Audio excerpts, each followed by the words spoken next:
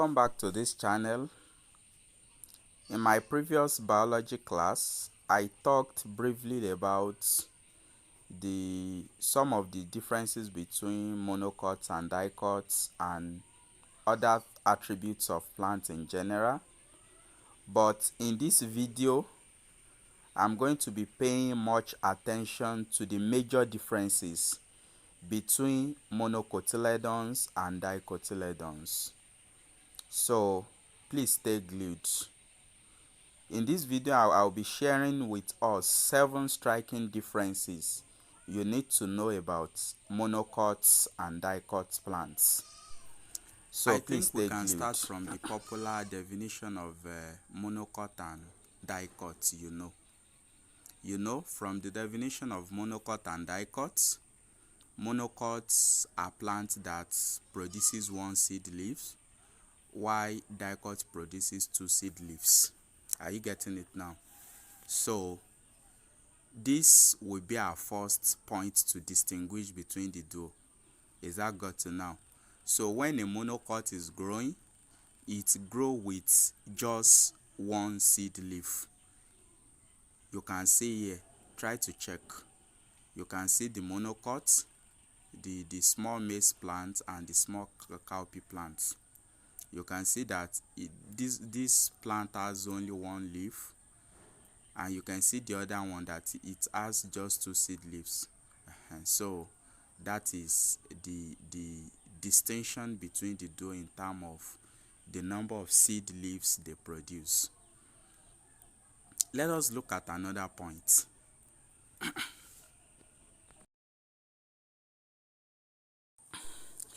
I wouldn't want to use a very complex biological term to explain this terminology. In biology, we have 2 major types of germination. There is one we call hypogeel and there is one we call epigeel germination. But let me explain it to you in a very simple way that you are going to easily understand it.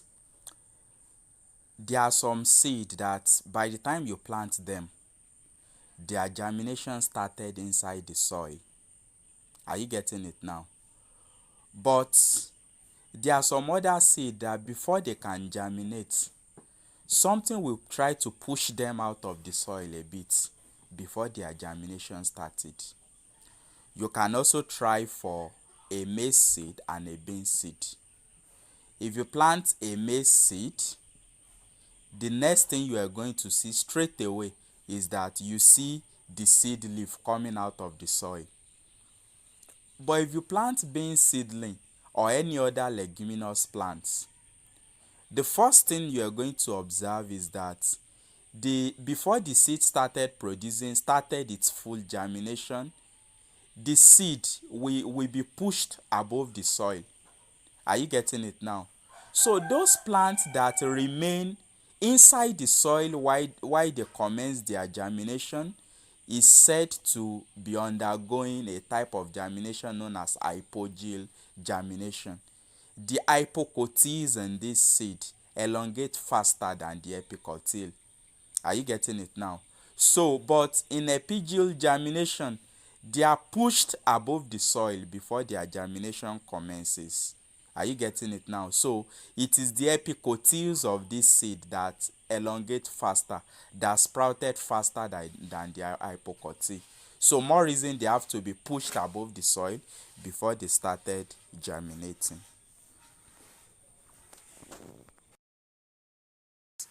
Let me digress a little bit before I proceed to the next point. As you can see from the please look at your screen so that you understand the point I'm about to explain. If you look at this seed very well, you will see that a part is trying to grow into the roots. Is trying to form the roots, while a part is trying to form the shoots. A root is the part of plant below the soil, while the shoot is the part of the plant above the soil. Are you getting it now? And those two parts are the 2 major systems we have in plants, the root system and the shoot system.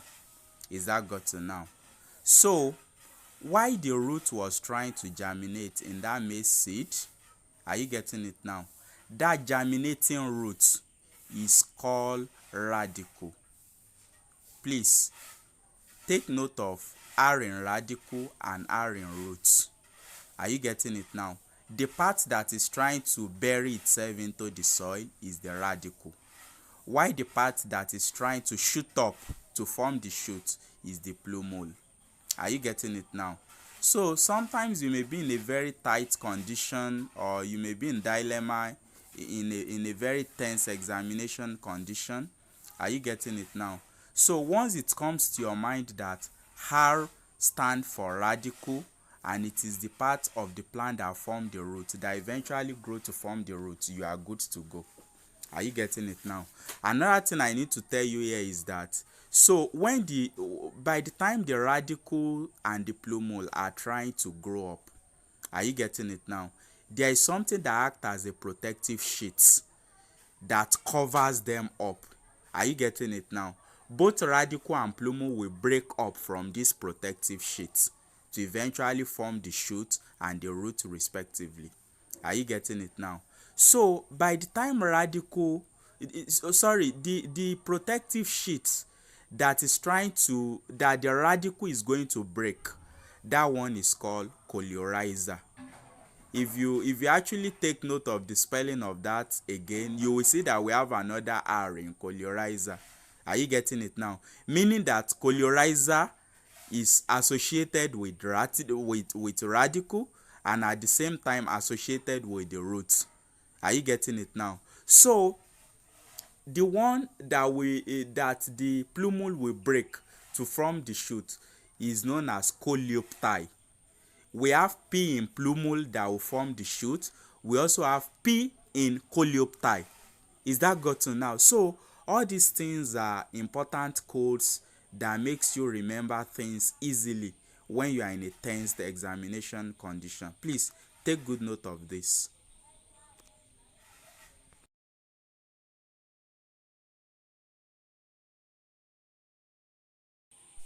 Now let us move to the third point now. So the root systems of monocot and dicot. Monocot has a fibrous root system, while dicot has a tap root system. So what is fibrous roots and what is tap roots? Let me try to keep it so simple. If you uproot a maize plant, everything you are going to see below the soil is something like a sponge. Are you getting it now? A long thread-like materials that will be in form of a clustered sponge. Is that gotten now? But if you try to uproot a cowpea plant, are you getting it now? You will see a network of branched roots. You have bigger roots. Are you getting it now? On the network of those bigger roots, which we call the main roots, are you getting it now? You will see another small root, smaller roots coming out of them. Please check out the picture on the screen for you to get it better. Are you getting it now? So those roots are known as adventitious roots. And on the adventitious root again, you see something like a very thread-like root again. In fact, as the roots move, the roots become thinner as it branch away further from the plants. Are you getting it now? That is, the main root are the biggest, followed by the adventitious root, followed by the root ears. Are you getting it now? So that is what a taproot looks like. A taproot system, a plant with taproot system, we have main roots, adventitious roots, and the root ears.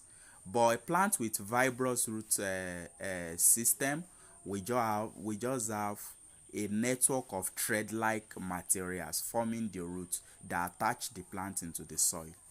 Is that gotten now?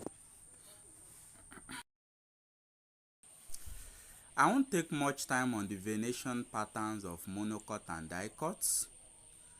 um in botany, the term venation goes beyond what you can imagine morphologically or physically.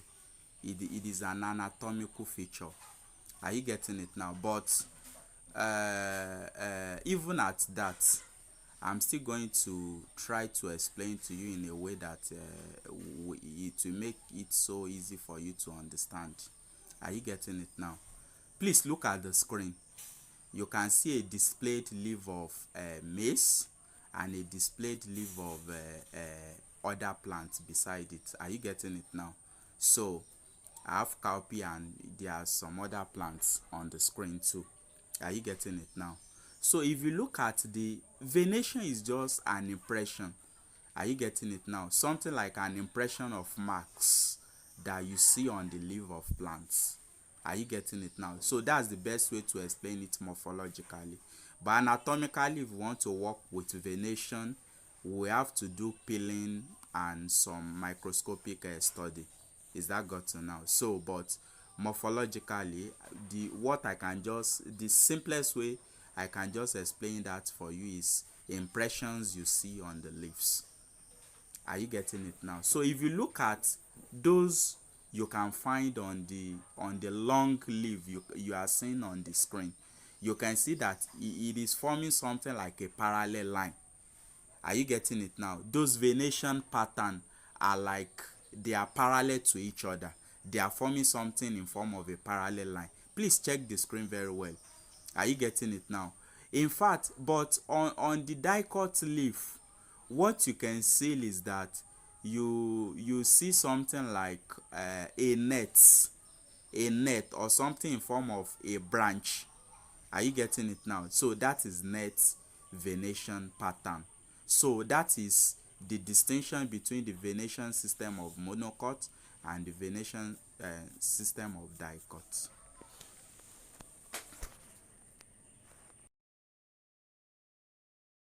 I won't take much time on this.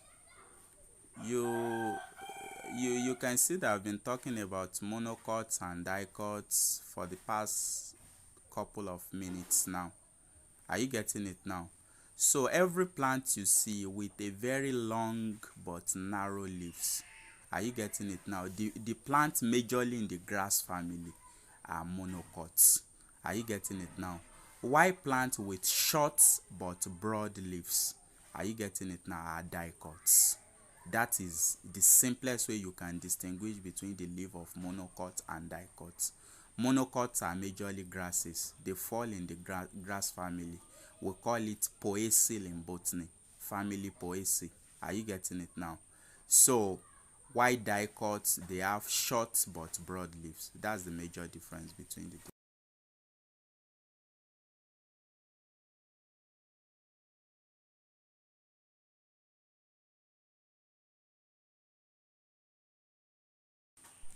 So, vascular bundle is another anatomical feature that is also very important in classifying, in distinguishing between monocots and dicots. Are you getting it now? So the vascular bundles of monocot, especially in the stems of monocots, are always scattered. Are you getting it now? You cannot see all this physically. It is after digging into the anatomical feature of those plants. That's when you can actually see this. Are you getting it now? So why vascular bundles in dicots are arranged in a concentric manner in a regular pattern? You can see the picture I showed on this screen. You can see that for monocot stem, you just see something randomly arranged in a circle. But for dicot stem, you can see it logically arranged in a ring. Please check it very well.